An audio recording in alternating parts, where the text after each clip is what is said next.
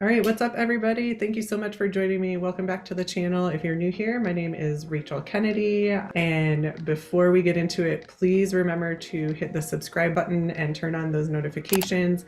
I release new videos every Tuesday and Thursday. My content is completely centered around those of you moving into the Denver Boulder area and what you need to know. Today we are going to be talking about the 15 things you should know but probably don't about living in the Denver Boulder area. So let's not waste any time. Let's get to it.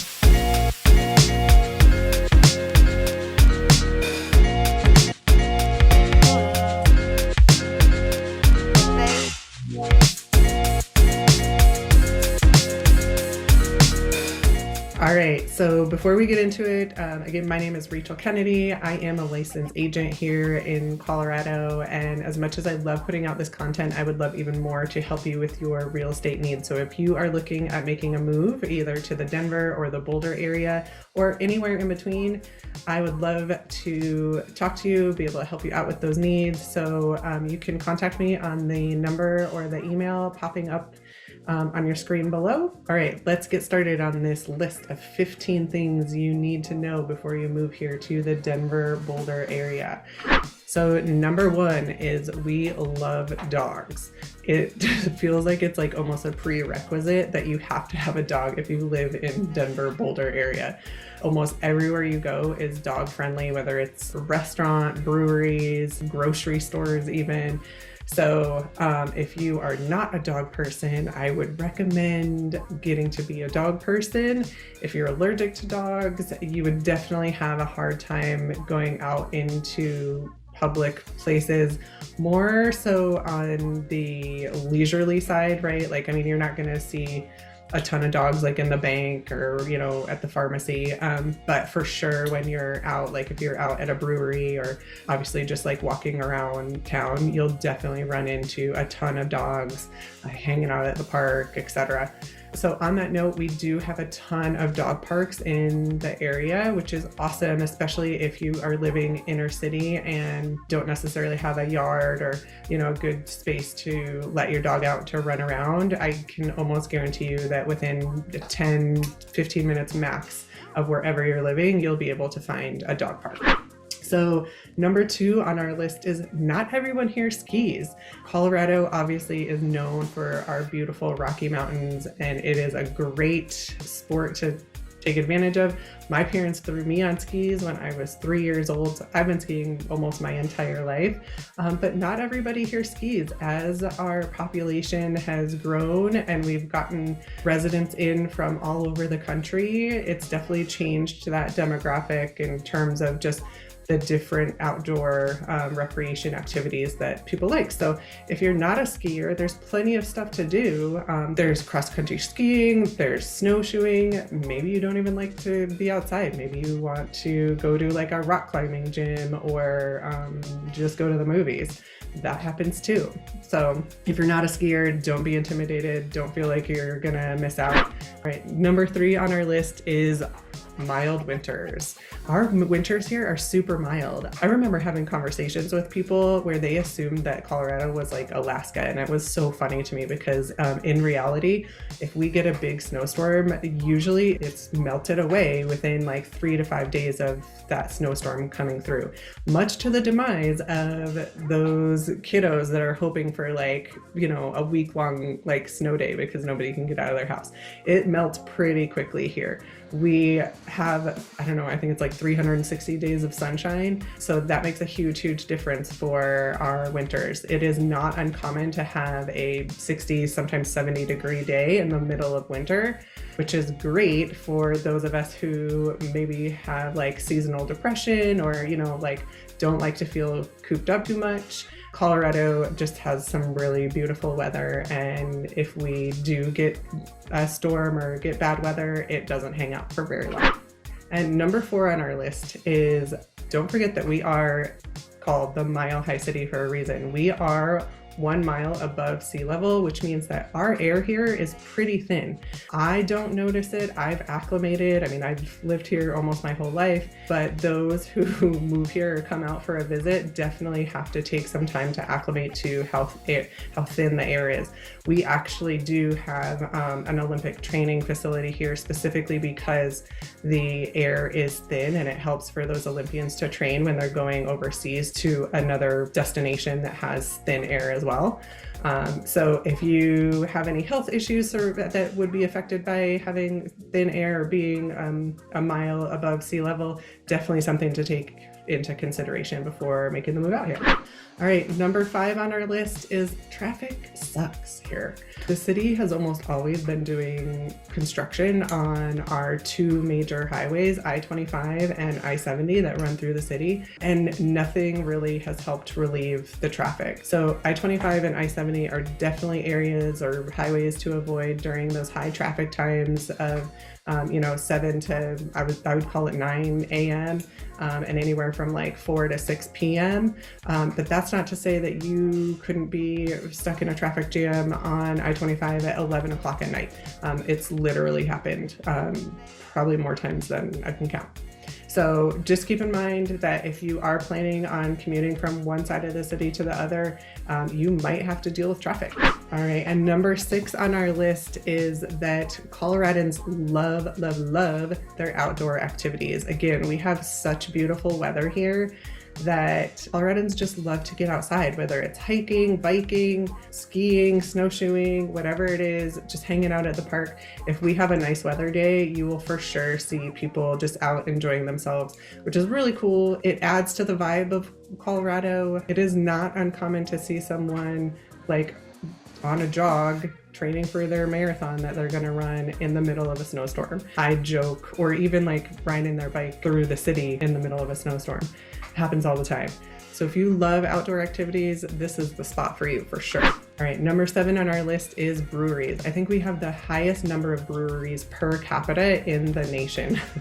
They are all over the place. Whether you live in a suburb of Denver, Boulder area, or you live in the city center, you will for sure have at least 1, if not 3 or 4 breweries within 10 minutes of you. If you're not a beer drinker, the breweries have gotten pretty creative with like serving flavored seltzers, like hard seltzers. A few of them I've seen incorporate non-alcoholic beverages as well. So we love our breweries. They're just a great place to kind of come together with your community. Again, those dogs show up at the breweries all the time, and a lot of the breweries will incorporate different kind of like games. And so we love to take our boys and just hang out and like play pinball at a couple of our local breweries, or we have a brewery by our house that has like mini golf, pinball, ping pong, and you could spend like a whole day there, pickleball. So breweries, we got them. All right, number 8 on our list is the fact that it could take you 1 hour to get from the north side of the city to the south side of the city. Now, depending on where you're coming from, this could cut down that time, or it may exponentially increase that time. But Denver tends to be pretty spread out from the north and south. It could very well take you an hour, not including any traffic jams, to get from like Thornton, Westminster area, which is the north side of the city, down to Highlands Ranch, Parker, Castle Rock area, which is on the very south side of the city. If you are looking at, hey, where should I land my family? Where should I, choose what part of Denver to live in?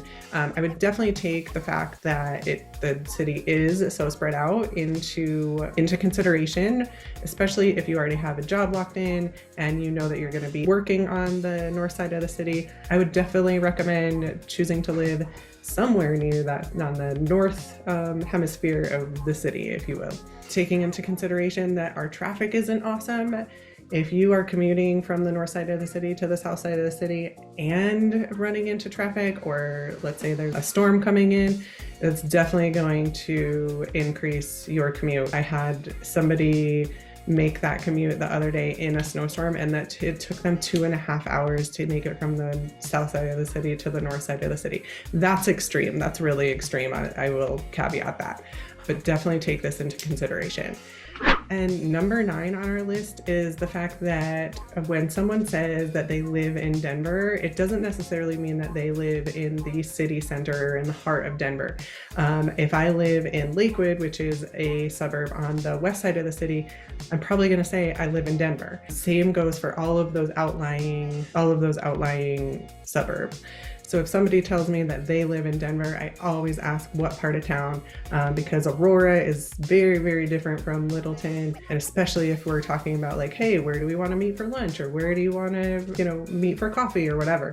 Just keep that in mind that Denver doesn't always mean Denver proper. All right. And number 10 on our list is probably one of my favorite things about living in Denver, as the fact that you can go from farmland to straight up mountains in a matter of like half an hour, 20 minutes. What I mean by that is that if we have Denver in the center, to the east of Denver, which I think for you guys is going to be this way, to the east of Denver is plains. Like it's very, very flat. You feel like you're in Nebraska. But just to the west of Denver by about 20 minutes, it feels like it's right there, are the Rocky Mountains. So it's a very vast topography, which is really cool. I kind of love it because you get Little House on the Prairie, or I don't know, what's the equivalent of Little House on the Prairie in the mountains?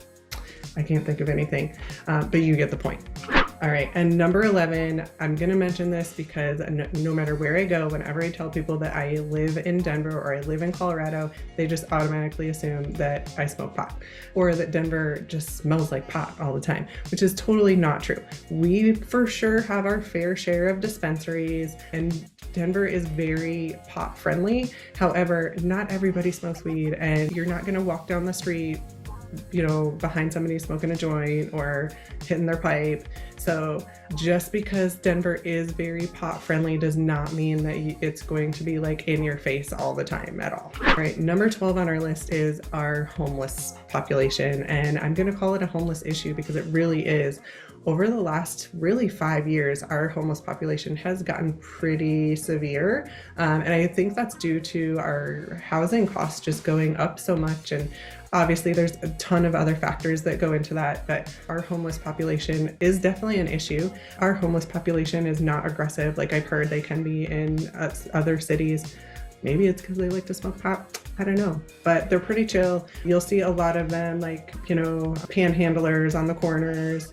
You'll see tent cities popping up. I think it's due to our generally mild weather, and the fact that our housing prices have gone up so high. So just keep that in mind as you're coming.